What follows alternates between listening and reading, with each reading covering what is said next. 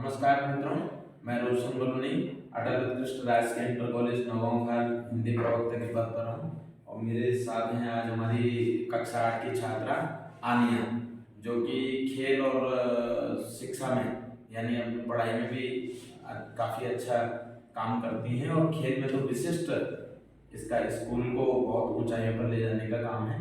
और अभी ये नेशनल खेल के आई है, उससे पहले ब्लॉक लेवल से डिस्ट्रिक्ट लेवल पे गई, डिस्ट्रिक्ट से स्टेट में गई। तो मैं ब्लॉक और डिस्ट्रिक्ट की बात नहीं, मैं सीधे स्टेट में बात करूंगा। आनिया, सबसे पहले तो आपको बहुत बहुत बधाई कि आप नेशनल खेल के आए।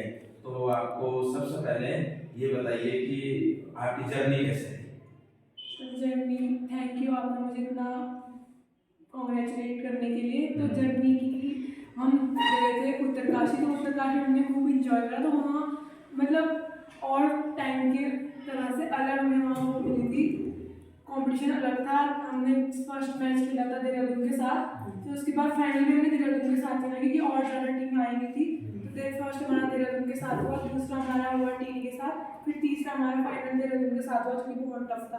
तो फर्स्ट हम थे, सेकंड वो जीता और थर्ड हम जीते। तो देहरादून, आपने जैसे बताया कि देहरादून एक टफ टीम है, तो जब आपको चुनौती मिलती है तो उन चुनौतियों का सामना चाहे किसी भी फील्ड में हो, और आप जब स्पोर्ट्स में जाते हैं तो स्पोर्ट्स में उन चुनौतियों का सामना आप कैसे कर लेते हैं?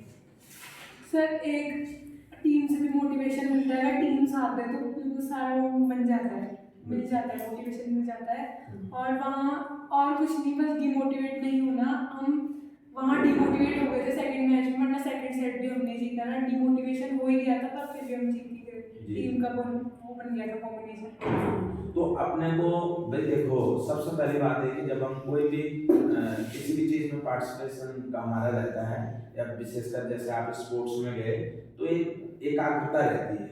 तो एकाग्रता यानी मन को एकाग्रता करने के लिए क्या करना पड़ता है ऐसा कि हम हमारा खेल बहुत अच्छा हो और हम खेल भावना का परिचय देते हुए, स्पोर्ट्स का परिचय देते हुए और हम आगे बढ़ें और अपनी टीम को जिताएं और अपना स्कूल का या अपने क्षेत्र का नाम रोशन सर, करें। खेल में कंटिन्यूसली खेल को हमें टाइम देना चाहिए। ऐसा नहीं है कि पढ़ाई चल रही है तो खेल को टाइम नहीं मिला। तो खेल को मैं अपनी डेली लाइफ में मतलब 2 घंटा तो खेल को देती हूँ। तो इससे मुझे मतलब मेरा गेम बहुत इम्प्रूव होता है, क्योंकि अगर हम खेल को एकदम से छोड़ देंगे फिर उस पर कम बैक करना बहुत मुश्किल होता है। तो खेल को पकड़े रखने के लिए हमें एकाग्रता बनाए रखने के लिए डेली खेल को प्रैक्टिस करनी चाहिए। और खेल भावना के हमें मतलब ग्राउंड जिस चीज़ ने हमें इतना कुछ दे रखा है उसके प्रति खेल भावना बहुत जरूरी होती है। खेल भावना बहुत जरूरी है, बहुत अच्छा। और एक चीज मैं मानता हूँ, हमने पढ़ा भी है, आप लोगों को भी पढ़ाते हैं कि स्वस्थ शरीर में ही स्वस्थ मस्तिष्क का निर्माण होता है। तो इस ये जो वाक्य है, इसको खेल कहाँ तक मतलब कहाँ तक खेल में ये जो वाक्य है, ये कहाँ तक खेल में उचित लगता है आपको? उचित सर, ये पूरा ही खेल में फिट होता है, क्योंकि खेल बिना परफेक्ट बॉडी है तो बहुत मुश्किल है। अगर बॉडी नहीं होगी तो खेल ही नहीं पाएंगे। ऐसा नहीं है कि आप बहुत हेल्दी हो तो आप खेलोगे नहीं, आप बहुत कमज़ोर हो गए तो भी आप नहीं खेल पाओगे। इसके लिए बॉडी फिट रहनी चाहिए। हमारी डाइट में सारी चीज़ें शामिल होनी चाहिए, जैसे फ्रूट्स, वेजिटेबल्स, सब कुछ शामिल होना चाहिए। जैसे ये नहीं है कि हमने मतलब वेजिटेबल्स नहीं खाया और फिर हमने फ्रूट्स ही खाए, या फिर फ्रूट्स ही खाया और फिर वेजिटेबल्स नहीं खाए। तो ये चीज़ नहीं होनी चाहिए। डाइट को बनाए रखने के लिए हमें मील अपनी अच्छी लेनी चाहिए। बहुत सुंदर। अच्छा, एक चीज और मैं पूछना चाहता हूँ आपसे कि सरकार के द्वारा जो विभिन्न प्रोग्राम हमारे स्कूल स्तर से हो, खेल महाकुंभ हो, या हम गढ़देवा में जाते हैं स्कूल की तरफ से, और खेलो इंडिया, इन सब चीजों का आपको कैसा लगता है कि सरकार का ये इनिशिएटिव बहुत अच्छा है? बहुत अच्छा है सर, क्योंकि अगर हमें कोई सरकारी में अगर आप इतना अपॉर्चुनिटी नहीं देती तो हम इतना ऊपर पहुंच ही नहीं पाते। खिलाड़ी को इतना ऊपर पहुंचाने के लिए सरकार का बहुत बड़ा योगदान है। अगर सरकार इतनी तरह तरह के उद्यमान खिलाड़ी हो गए, इतनी सारी स्कॉलरशिप नहीं निकालती तो खिलाड़ी की खेल भावना अंदर ही दब जाती है। आप तो आनिया जोशी उदीयमान खिलाड़ी में, आपको स्कॉलरशिप कितनी मिलती है बेटा? 1500 पर मंथ। तो आप देख सकते हैं कि एक खिलाड़ी अगर वो स्कूल स्तर से भी जाता है तो उसको आर्थिक रूप से भी सरकार बहुत कुछ करती है, और खेलो इंडिया जैसे प्रोग्राम से वो आगे। तो उसके बाद आप जाते हैं, आपके लेके चलते हैं आगे, आप नेशनल खेल के आए, तो नेशनल कहाँ हुआ था सबसे पहले? ओडिशा, भुवनेश्वर में हुआ था। अच्छा, तो वहाँ तो उड़ीसा तो बहुत अच्छा है, आप घूमे भी होंगे वहाँ। Yes sir. और आपको कहाँ कहाँ की टीमें मिली आपके साथ जिनका मैच हो? हमारा तो फर्स्ट सेट हुआ था हिमाचल प्रदेश के साथ, सेकंड सेट हुआ था ICSC के साथ और थर्ड सेट हुआ था कर्नाटका के साथ। कर्नाटक के साथ। तो आपको उत्तराखंड की जो टीम थी हमारे स्टेट की, तो आपके साथ और खिलाड़ी कौन थे? हम पौड़ी से 3 बच्चे थे, 2 बच्चे थे टिहरी से, 2 बच्चे थे नैनीताल से और बाकी 12 प्लेयर्स होते हैं ना, तो 6 प्लेयर बाकी देहरादून से थे। बाकी देहरादून से। तो आप वहाँ कैसे, क्या रहा आपका नेशनल खेल के? नेशनल में फर्स्ट हिमाचल प्रदेश के साथ हमारा आउटडोर में हुआ था, तो आउटडोर में नाइट के टाइम हुआ था, तो इतना हम पे वो निकल नहीं पाया। नाइट के टाइम हुआ था तो थोड़ा ठंड भी लग रही थी और प्लेयर्स भी ज़्यादा वो नहीं थे, एक्टिव नहीं थे ना, क्योंकि ठंड का टाइम था, तो पहला मैच तो निकल भी नहीं पाया। फिर दूसरा मैच में हमने एक सेट निकाल लिया था, फर्स्ट सेट निकाल लिया था, और सेकेंड सेट में हमारा एक प्लेयर घायल हो गया था, उसके पैर मुड़ गया था, तो वो भी नहीं निकल पाया, वो वाला मैच भी निकल पाया।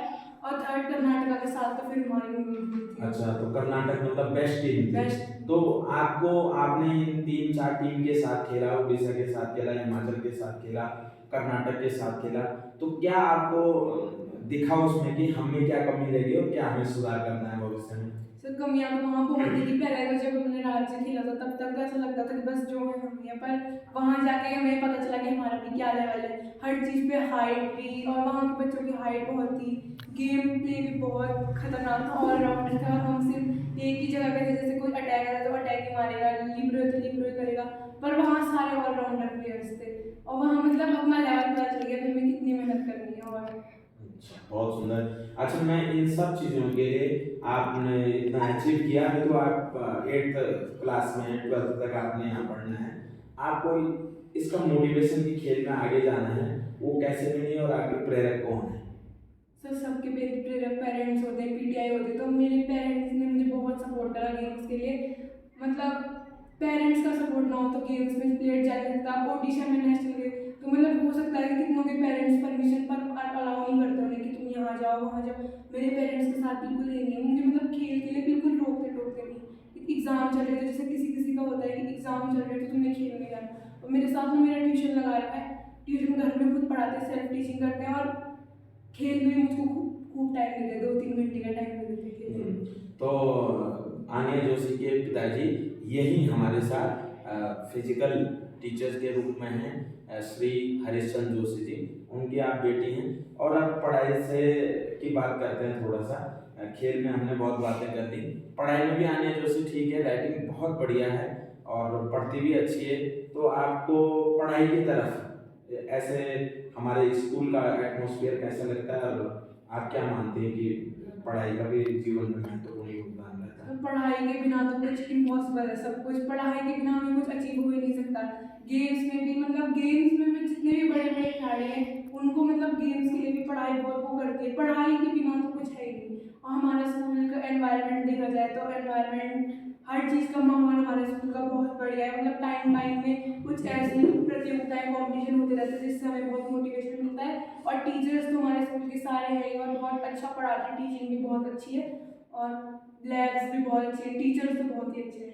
अच्छा, तो पेरेंट्स के तौर पर उसके अलावा आप किसको अपना प्रेरक मानते हैं? पेरेंट्स को तो आपने बताया, माँ बाप तो होते ही हैं, माँ बाप के अलावा जिनसे हम कुछ सीखते हैं कि हमें आगे बढ़ना है, ऐसे आप किसी को मानते हैं या आपके जीवन में जिनको लगता है कि हाँ यार ये व्यक्ति बहुत आगे जाता है, चाहे वो कोई भी हो, समाज में हो, अपने स्कूल में हो, कहीं पे हो, कोई आपके नज़र में है या आप जिनको बहुत ज़्यादा अपना आदर्श मानते हैं, ऐसे कोई?